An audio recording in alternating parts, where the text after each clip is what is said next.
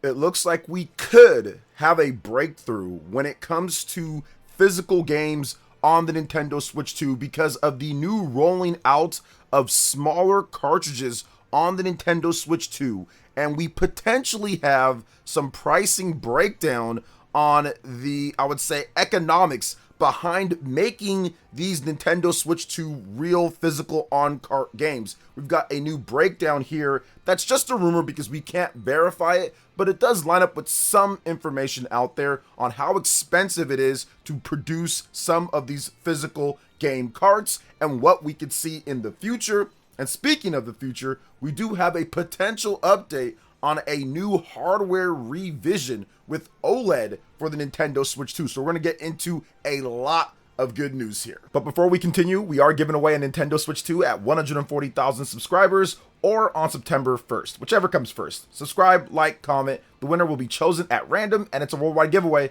Thanks, peeps. Okay, shout out to the Nash Weedle for this one. And he had a couple different posts discussing the physical game card situation on the Nintendo Switch 2. So for right now, for people who don't know, Switch 2 is in a bit of an interesting position. You have Sony trying to end physical games outright. Pretty much everything is digital or code in a box, which that's essentially just digital because you don't get a physical product with that at all. Sony's ending that. Microsoft is seemingly trying to take all of your physical games and convert them into a digital copy of the game because they are also going to go completely digital with the Project Helix for the next generation Xbox. So that leaves Nintendo in this position of the only company when it comes to the console manufacturers that are willing to make some type of real physical game. And even with Nintendo, even before all this madness that happened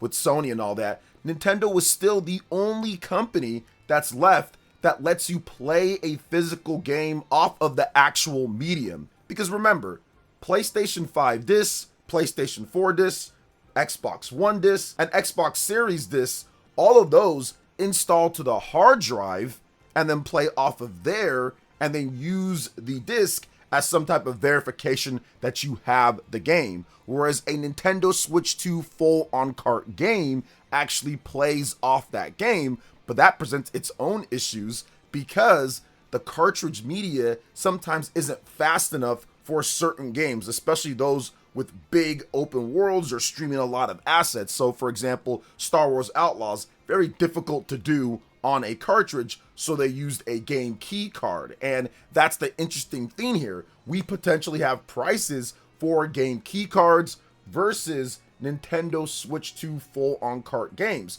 But let's get into what Nash Weedle had to say here first about the 16 and 32 gigabyte cartridges. So this is what's happening apparently now and why we're seeing a bit more of these full on-cart games for the Switch 2. So R-Type Dimensions 3, that's a 3 gigabyte game, but it looks like it's on a 16 gigabyte cartridge. Observer System Redux, that's a 7 gigabyte game on a 16 gigabyte cartridge. Orbitals is an 11 gigabyte game on a 16 gigabyte cartridge. Layers of Fear, the final Masterpiece Edition, is an 18 gigabyte game on a 32 gigabyte cartridge. And Warhammer 40,000 Rogue Trader is a 31 gigabyte game on a 32 gigabyte cartridge, of course. So since Nintendo has rolled out some of these lower priced cartridges, we're getting more physical games. Now, Nash Weedle followed that up by saying, here are the prices that he's heard for these. And remember, guys, this is a rumor. Take this part with a rumor. Full in and full out, it is a rumor on these prices, but it lines up with some of the information that we have heard out there beforehand. So here's what he said here with this. 16 gigabyte cartridges are 13 per the cart, 32 gigabyte cartridges are 15 per the cart, and 64 gigabyte cartridge is 17 per the cart. Now, this is one thing that's controversial that Nintendo Prime and other people said, wait a minute, what's going on here with these prices? So game key card prices, what's up with this? So apparently game key card prices for the downloads that are 5 gigabytes and below, that's $10 for that. For the game key cartridges that are 6 gigabytes, to 16 gigabytes, that's $12. And for the game key cartridges downloads that are 16 gigabytes, it's $14. So what they mean is that none of the data, like 5 gigabytes or 16, is stored on the cartridge. Obviously, there's nothing there. It's just like a small little megabyte download or something that gives you the key to download it from Nintendo's server where the game is stored on. And that's what he's saying the price is for. If your game is this size, it's going to cost you this much because it's this much data that they have to store on there. So the bigger the game download size, a little bit more they charge you when it comes to storing it on the server. Now, another piece of interesting news would be that if you do a code in a box, according to Nash Weedle, it's $1 on top of the game key card price, depending on the size of it. So they actually charge you more for a code in a box to potentially, I would say, discourage you from doing code in a box. Just do a game key card and it'll be cheaper. Now, we haven't seen many code in a box Nintendo Switch 2 games, so I think that there might be some truth to that. I think, what was it? I think it was WWE that had a code in a box for like one of the years or something, but there's not many code in a box games. So the 16 gigabyte cartridge and the 32 gigabyte cartridge, he states, was recently released, and if this is correct, obviously this would lead to more cartridge games, especially if we're talking about smaller independent developers that rely upon, I would say, the hardcore enthusiasts who want full on-card games. So this would be huge. This would be a breakthrough when it comes to full on-card games. However, as cool as this sounds, I still feel because of these prices, remember, a Blu-ray disc is like $6 to manufacture per the disc. So it is like a lot less than even the lowest cartridge. If we're going off these rumored prices, it's still a lot less than the lowered 16 gigabyte cartridge here. And you still have a lot of developers that are making bigger games. Games like Split Fiction are over the 64 gigabyte count. You have a lot of games that have a lot of data out there that are coming to the Nintendo Switch 2. So even if this is the case here, I think a lot of developers are going to opt to still not use the physical cartridges because they're like, oh, well, we can save some on there. I do think that the way for us to get more is to actually support the developers that are putting the games physical on cart and show that there is a market. The Switch 2 also needs to continue to sell great. The install base needs to continue to go up so these third-party developers can see that there is a reason, a good reason, because of the fan base, because of the amount of people that are willing to purchase on the Switch 2 to buy these games. So until we still get more of those, I think a lot of developers are going to opt for game key cards because it is cheaper to get that done. But once again, we are getting more developers, more publishers saying, okay, we will opt for the 16 gigabyte or the 32 gigabyte. That's why we've gotten a lot of these games, like Nash Weedle said, with Orbitals and Observer and R-Type and Layers of Fear, Warhammer. Now, outside of Nintendo's first party, which is always pretty much on cart physical, there is one exception when it comes to Pokemon Pocopia, but that game was not published by Nintendo worldwide, just here in the US. In Japan, that was published by the Pokemon Company, and they opted with Koei Tecmo that helped develop this to do a game keycard, maybe for the streaming assets of the game, or the type of game that it is, kind of a persistent world that continues on. But Nintendo's first party games, pretty much 99% of them so far, and continuing on for this year, those are all on cart physical. So we have to make sure that we establish that, because there are people that are saying that Nintendo is making game key cards themselves, and that's not been the case. Or people just outright lying and saying that games like Donkey Kong Bonanza or titles like that are on game key card, and they are not. Pretty much all of Nintendo's first party titles that they publish worldwide are on a physical card. This year, we've had a lot more developers opt in for a real full on-cart physical, from Indiana Jones and it's into Oblivion, Orbital. So we've had more this year than last year. So that's definitely good, but it's still not enough. There's a lot of developers that are opting for game key cards. So as long as you continue supporting the actual physical games and Switch 2 continues to sell well, then I think that we're going to get more and more physical games. And I'll say this, I'm hoping that the fact that Sony is ending physical games. I mean, I hate that they're doing that, and I've made many videos hoping that they would change that. But if they are going to go through with that, and it looks like Microsoft is also going to not have physical anymore, I would hope that that money would go into making real on-cart physicals so we can have something, at least one system left that wants to do right by the consumers and make games physical. I think that you're only going to sell more,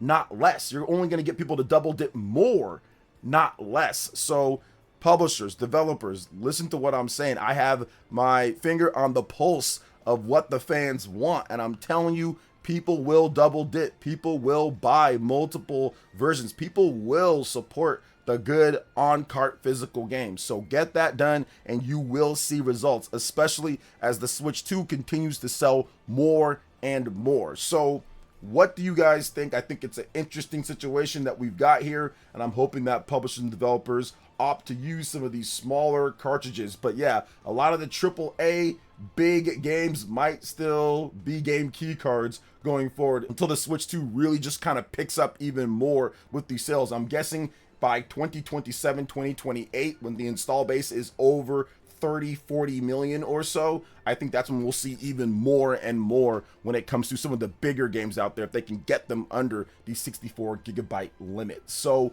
what do you guys think? You can let me know, but we're also going to talk about what's happening here with a potential Nintendo Switch 2 OLED. So what's going on here? This one makes me hesitant just a bit, but we have to read off what happened here. So in a new report from ZDNet Korea, the outlet claims that Nintendo is considering an OLED screen revision for the Nintendo Switch 2.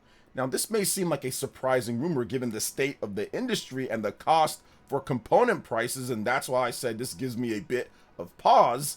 ZDNet Korea says that Nintendo has been looking to lower manufacturing costs, yet OLED panels are higher than LCDs in that area. It's unclear if the company would actually move forward with this sort of revision, but at the very least, it sounds like there's no rush to get something out the door. Now, ZDNet stated that they spoke with multiple insiders, so I want to talk to you guys about what they said. Here is a translation of it. Quote, Nintendo is considering releasing a Switch 2 OLED with the resolution upgrade from HD 720p of the Switch 1 OLED model to FHD 1080p. If the release of the Switch 2 OLED model is decided, there is a possibility that product development will begin at the end of this year. Nintendo is considering applying rigid OLED to the Switch 2, but has not yet confirmed the release of the Switch 2 OLED due to the price difference compared to the liquid crystal display LCD products. Samsung Display will strive to supply Switch 2 OLEDs to Nintendo, but the extent of the price increase for the Switch 2 resulting from the application of OLED is a variable. Now, this does follow a recent discovering of evidence pointing to a potential new LCD screen for the Switch 2, and Nintendo Everything covered more of that, and I think I covered that a little bit on a live stream or a video. I don't remember 100% there. So ZDNet Korea has done some accurate reporting for tech news in the past. However, today's claims should be taken with a grain of salt. So here's the thing with me, guys. One of the things that's a problem right now is the pricing. Nintendo is increasing the price of the Switch 2 by $50 on September 1st. And they've already increased the price of the Nintendo Switch 2 in Japan by, I think, like 10,000 yen. And they've increased the price of Nintendo Switch Online. And we could potentially get a Nintendo Switch Online price increase. And we have estimates that by next year, that the Switch 2 could go up again in price. There's been analysts that have stated, like Daniel Ahmed. I know my good friend Spawnwave, he feels that it could be $600 or something like that because the RAM costs are skyrocketing. So is Nintendo trying to get out a Switch 2 OLED right now and get that manufactured before the RAM goes up more so they can get it at a cheaper price? That could be a possibility. Nintendo could say, okay, it's either now or never for this, because if we wait till next year or the year after, the RAM prices are going to be even higher and we won't be able to get this out and at least sell this many units before those RAM prices get up. Or maybe we can kind of stock up or bulk up on the RAM now that we need for that Nintendo Switch 2 OLED. So that could be a possibility, or I could be completely wrong on that.